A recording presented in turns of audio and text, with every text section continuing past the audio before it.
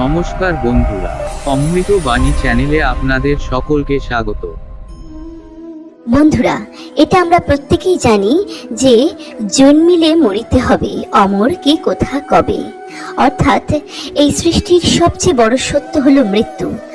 আপনারা নিশ্চয়ই জানেন যে হিন্দু ধর্মে যখনই কারোর মৃত্যু হয় সেই মৃতকের শ্রাদ্ধ কর্ম অবশ্যই পালন করা হয়। কিন্তু আপনারা কি কখনো ভেবেছেন যে শ্রাদ্ধ কর্মের পর মৃতকের আত্মা কোথায় যায় এবং এই আত্মার সাথে কি কি করা হয়? যদি না জেনে থাকেন তবে কোনো চিন্তা নেই, আজকের এই ভিডিওটা প্রথম থেকে শেষ পর্যন্ত ভালোভাবে শুনলেই আপনাদের কাছে সেটা সম্পূর্ণভাবে পরিষ্কার হয়ে যাবে। কেননা গরুড় পুরাণে বলা হয়েছে যে মৃত্যুর পর আত্মা 13 দিন পর্যন্ত সেখানেই থাকে যেখানে সে তার শরীর ত্যাগ করেছে। বন্ধুরা, শ্রাদ্ধের পরে আত্মার অবস্থান কোথায় হয় সেটা জানার আগে চট করে আমরা জেনে নিই যে মৃত্যুর এই 13 দিনের মধ্যে আত্মার সাথে কি কি হয়। গরুড় পুরাণ অনুসারে আত্মা হলো অবিনশ্বর, যা কখনো নষ্ট হয় না, শুধুমাত্র এক দেহ থেকে অন্য দেহে রূপান্তরিত হয়। আত্মা যখন শরীর থেকে বেরিয়ে যায় তখন তাকে অনেকটা কুয়াশার মতো মনে হয়। সেই আত্মাকে সেই মুহূর্তে অনেকটা সে মৃত শরীরের মতোই দেখতে লাগে যেটা থেকে সে বেরিয়ে এসেছে।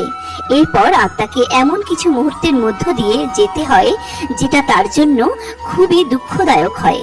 গরুড় পুরাণে বলা হয়েছে মৃত্যুর পর আত্মা শরীর থেকে বেরিয়ে কিছু সময় পর্যন্ত অচেতন অবস্থায় থাকে। কঠিন পরিশ্রমের পর যখন মানুষ খুবই ক্লান্ত শ্রান্ত হয়ে ঘুমিয়ে পড়ে, আত্মারও খানিকটা সেই রকম অনুভূতি হয়। কিন্তু কিছু মুহূর্তের পরেই সেই আত্মা অচেতন অবস্থা থেকে চেতনা ফিরে পায় এবং সে তৎক্ষণাৎ শরীর থেকে বেরিয়ে উঠে দাঁড়িয়ে তার পরিবার পরিজনদের চিৎকার করে ডাকতে থাকে। কিন্তু তার আওয়াজ যখন সেই পরিজনেরা শুনতে পায় না তখন সেই আত্মা খুবই অবাক হয় আর দুঃখিত হয়ে ছটপট করতে থাকে, কারণ আত্মার আওয়াজ তখন আর ভৌতিক থাকে না, সেটা অভৌতিক বা চিন্ময়ত্বে পরিণত হয়। আর মানুষ শুধুমাত্র ভৌতিক জিনিসকেই অনুভব করতে পারে।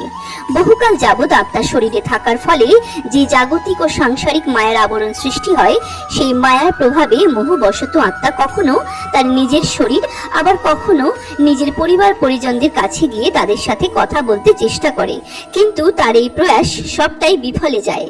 আত্মা তার শরীরে প্রবেশের চেষ্টাও বহুভাবে করতে থাকে, কিন্তু যমদূতেরা তাকে তার শরীরে প্রবেশ করতে দেয় না। এরপর ধীরে ধীরে আত্মা এটা মেনে নেয় যে এবার তার মৃত্যু লোক থেকে যাওয়ার সময় হয়ে এসেছে। এরপর মোহের বন্ধন ধীরে ধীরে বিচ্ছিন্ন করে সেই আত্মা পরলোকে যাওয়ার জন্য তৈরি হয়।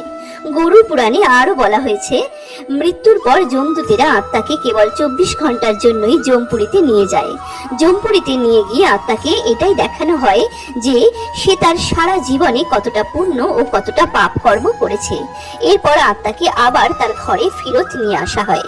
13 দিন পর্যন্ত আত্মা সেই ঘরেতেই থাকে। গরুড় পুরাণ অনুসারে 10 দিন পর্যন্ত যে পিণ্ডদান করা হয় এর ফলে আত্মার বিভিন্ন অঙ্গের নির্মাণ হয়। 11 এবং 12 দিনের পিণ্ডদানে আত্মার সেই অঙ্গ প্রত্যঙ্গে মাংস ও মজ্জার নির্মাণ হয়ে থাকে। আর 13 দিনে মৃতকের নামে যে পিণ্ডদান করা হয় তার ফলেই আত্মা যমলোকে যাত্রা করতে পারে। পিণ্ডদানের ফলে আত্মা বল প্রাপ্ত হয়। এর ফলেই আত্মা নিজের পায়ে হেঁটে মৃত্যু লোক থেকে যমলোকের যাত্রা সম্পূর্ণ করে। এই যাত্রা সম্পূর্ণ করতে আত্মার 1 বছর সময় লাগে। বলা হয় যে এই 13 দিন পর্যন্ত পরিজনদের দ্বারা যে পিণ্ডদান করা হয়, আত্মা এই 1 বছর পর্যন্ত যাত্রায় সেটাই খাদ্য হিসেবে গ্রহণ করে। আর এটা উল্লেখ আছে যে 13 দিনের দিন কম করে 13 জন ব্রাহ্মণদের শুদ্ধ ভোজন করালে আত্মা প্রেত যোনি থেকে মুক্তি পায়। যে সমস্ত আত্মাদের নামে পিণ্ডদান অর্থাৎ শ্রাদ্ধ করা হয় না তাদের 13 দিনের দিন যমদূতেরা গলায় যম পাশ পরিয়ে টেনে হিচড়ে বিভিন্ন শাস্তি দিতে দিতে যমলোকে নিয়ে যায়। সেজন্যই 13 দিনের এই শ্রাদ্ধ কর্ম খুবই গুরুত্বপূর্ণ কর্ম হিসেবে মানা হয়।